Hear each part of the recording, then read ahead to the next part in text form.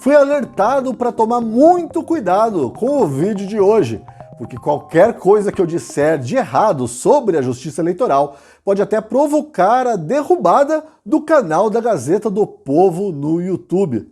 Inacreditável isso, né?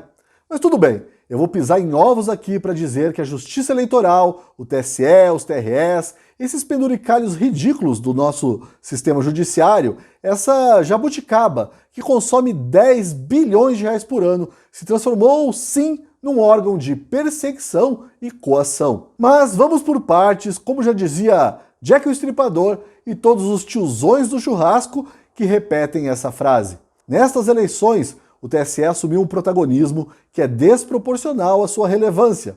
Em outras palavras, o TSE sempre foi um puxadinho da justiça, um órgão burocrático menor, responsável apenas por permitir ou não a criação de partidos políticos e por carimbar candidaturas. Mas hoje o TSE está na posição de decidir até os rumos do país.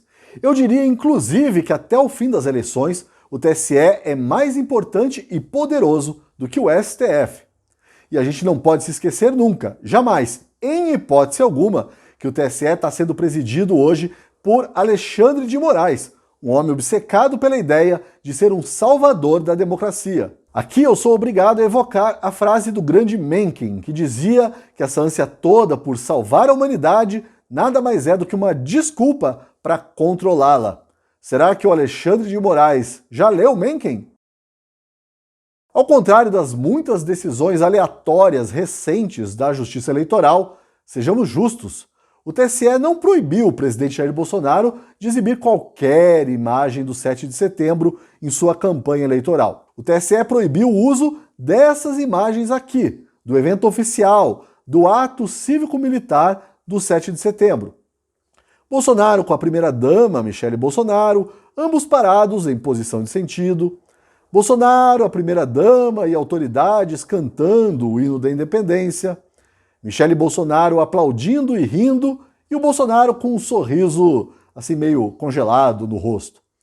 E aí a homenagem ao agronegócio, que o Lula chamou de fascista. E por aí vai. A justificativa, neste caso, nem é de todo absurda. Afinal, essas imagens aí foram produzidas pela TV Brasil, com recursos públicos. No mais, eleitoralmente não faz diferença nenhuma. Todo mundo já viu essas imagens. Mais importante do que isso, todo mundo já viu as imagens das manifestações de apoio popular a Bolsonaro. E insisto, contra o PT. Contra tudo o que o PT representa. E neste momento eu me pergunto se devo mostrar a multidão rezando o Pai Nosso. Quer saber? Eu vou mostrar novamente sim. Só 10 segundinhos. Pai nosso que estás no céu.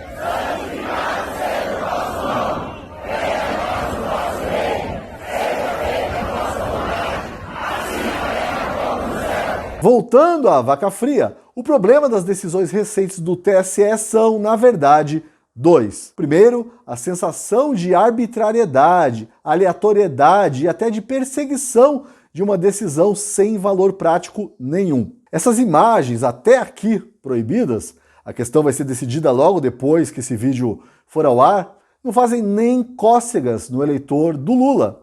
E para o eleitor do Bolsonaro, elas só reforçam valores que o eleitor já associa ao presidente, como o patriotismo. Fica, portanto, uma sensação de que as decisões se baseiam no humor das autoridades que estão microgerenciando as eleições, que estão se apegando a detalhes, a minúcias, que estão tomando decisões de acordo com a conveniência, quando não de acordo com a preferência ideológica. Veja o caso da ministra Carmen Lúcia, por exemplo.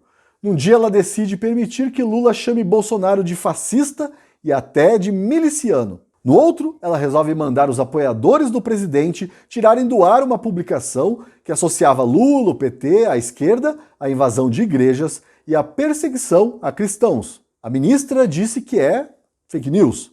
Alguém, por favor, mostre esse vídeo aqui para a ministra Carmen Lúcia, por favor. Viva! Viva! Viva! Viva!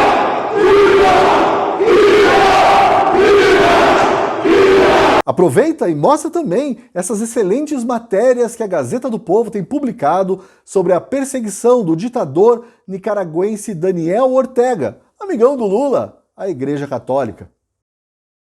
O outro problema está nessas imagens feitas durante a pomposa posse de Alexandre de Moraes como presidente do TSE. Tudo bem,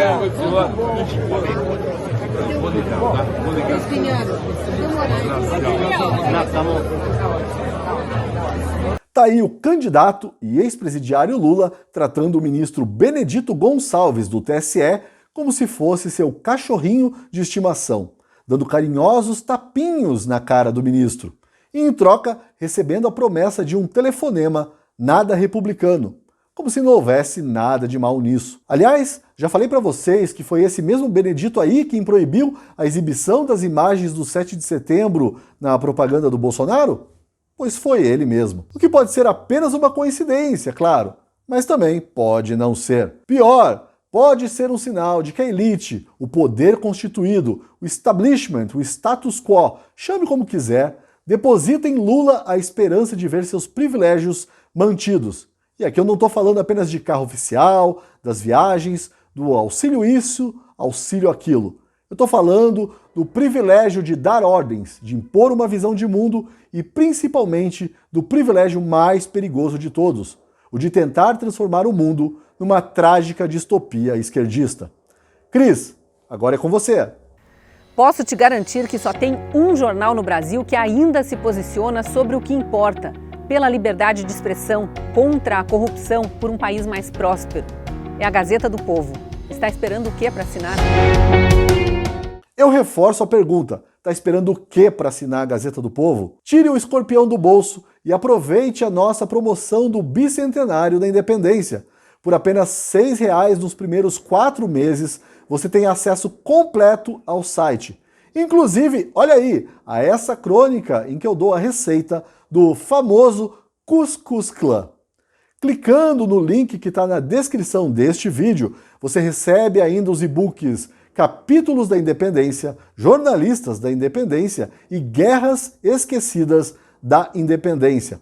Esse último foi escrito pelo meu amigo e historiador não esquerdista, Jorge Dalmolin. E pode assistir ainda a uma super aula com o imortal da Academia Brasileira de Letras, Jorge Caldeira. Para ter acesso a tudo isso, clique no link da descrição e assine a Gazeta do Povo. Eu duvido que você se arrependa. Duvido. Até amanhã.